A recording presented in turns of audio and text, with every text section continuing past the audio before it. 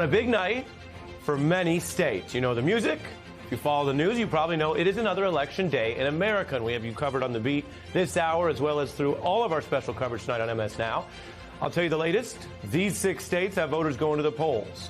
Big consequential primaries in big places. California and New Jersey, of course, some of the most populous states we have. Montana, Iowa, New Mexico, South Dakota. We're covering them all. James Carville, who knows his way around the primaries and the general and the midterm we're bracing for. Well, James Carville's here standing by. He joins me in a moment.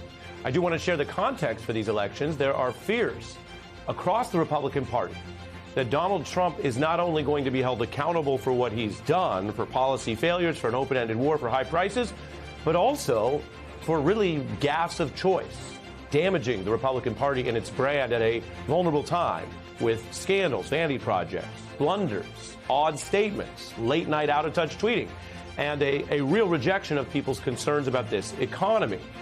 The big story this week as well in Washington, but one that's resonated across police and military households, was Donald Trump's very controversial idea to siphon your taxpayer dollars and give it to defendants and convicts and even potentially people who'd attack police.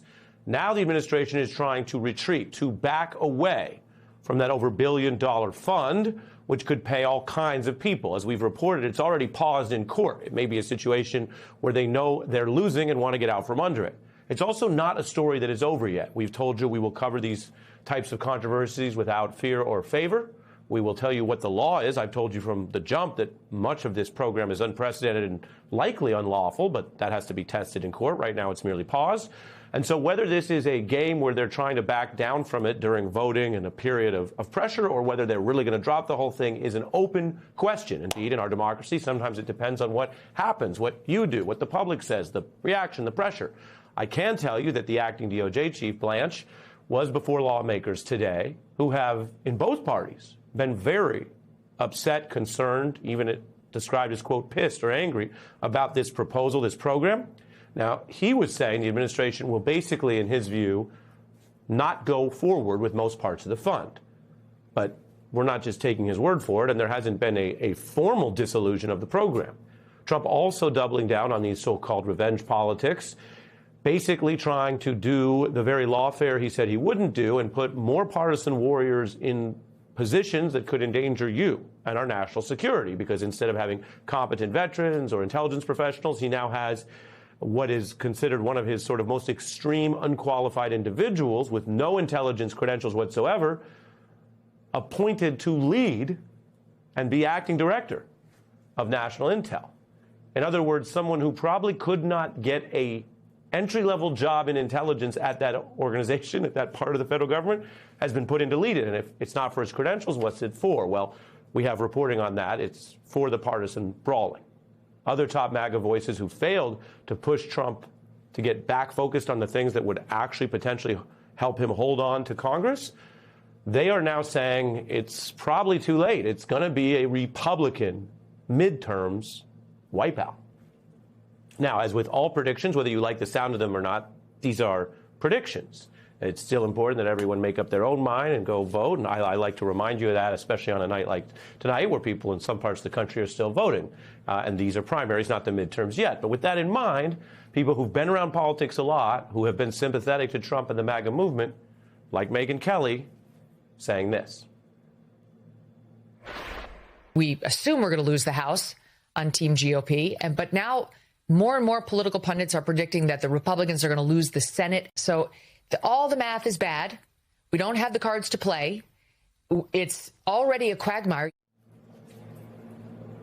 That's just some of what passes for like the baseline. That's like the premise of how it's looking among people who aren't saying that because they are, rooting for Republicans to lose. Megyn Kelly, Fox News vet, very supportive of Trump for years, although she's been back and forth on those issues at times like some other Republicans. But she's saying that as a kind of a concern or a warning. And that's just in that sort of conservative space. Democrats, meanwhile, have seized on not only the macro factors, the economy, the open-ended war, which, remember, Trump promised would have been over by now. It ain't over. And they're using a lot of Trump's words against him in new attack ads. gas. I don't think about Americans' financial situation. Groceries. I don't think about Americans' financial situation. Utilities. I don't think about Americans' financial situation. Trump's agenda is making everything more expensive. That's the cost of living. That is recent remarks from the president where he doesn't even pretend to say, hey, I feel your pain. I'm with you. I'm thinking about you. We're all going through this together. No, he says, I don't care. I want to bring in James Carville. We've got a slew of issues to talk about. But first, James, your view on the elections, these primaries that are unfolding right now. What are you watching? What are you thinking? Well, what I'm watching and hoping for is that Democrats elect the most electable general election candidate. And, that's a question that somebody's going to have to ask themselves. But in terms of like winning the House and the Senate, I'm reminded of what Yogi Berra said. He is dead at the present time. But at the present time, we would win. But unlike being dead, you can change. And the only way that we can change this is by nominating unelectable people. And that's always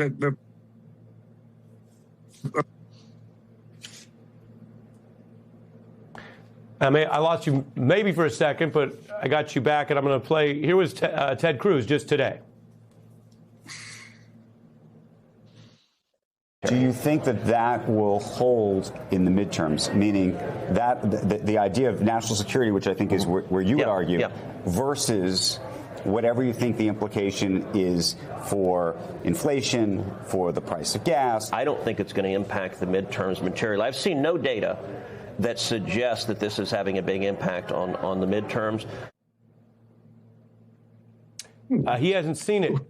What's he saying? Do you buy it? No, I don't buy it. Of course I don't buy it. Neither does anybody else buy it. Moody's, which is a pretty high-class outfit, estimated that his stupid war has cost the average American household already $750. And we're going to say when people are strapped and kind of living paycheck to paycheck, that he doesn't see any evidence that's just having any effect when every congressional, as not a congressional generic, and seeing where the Democrats are not really up.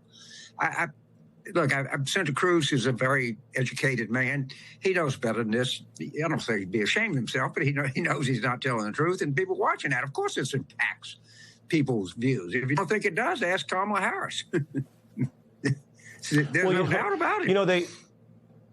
And we see this when they say, oh, well, the classic political fables, the emperor has no clothes.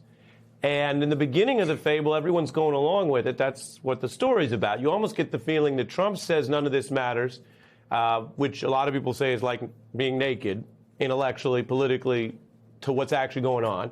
And so then Cruz is sort of trying to sound like and look like the emperor. Oh, this is what they're all going to do now? They're going to say this as if Trump has the right message. Of course, as you know, and I think our viewers know because they follow politics closely, not everyone thinks about it, remembers that Trump's not on the ballot. He may not care because he doesn't care whether other House Republicans who've tried to back him up every which way, whether they lose their seats. So that's part of that message. Whether that works, I want to play for your response. What we have together here, which is how often Trump is adopting that line that Cruz is echoing. Take a look. The president said, I don't care if they're over, honestly. I really don't care. I couldn't care less. If they're over, they're over. If they're not, I think they took too much time. Frankly, I think they started to get a little boring. I don't think about Americans' financial situation. I don't think about anybody. President Trump meeting with cabinet members at the White House, claiming he doesn't care about the midterms when it comes to Iran. I don't care about the midterms. James? Well, if I were a Republican House member, a Senate member, I'd be pretty, he doesn't care. What does that mean? That's a new message. I've never, in all my years in politics, I've never heard the leader of a political party say, I don't care if we win the election or not. It matters nothing to me. And maybe he is so self-absorbed that that's true. Right, that he's blurting the truth, and they might be talking about it the day after the November elections. Again, I don't like to get ahead of it. But if he says, I don't care, and does all these things that really show that he doesn't care, and what? These people, you've consulted for these candidates. Some of them spend decades trying to get these jobs that they might lose for really avoidable reasons, no?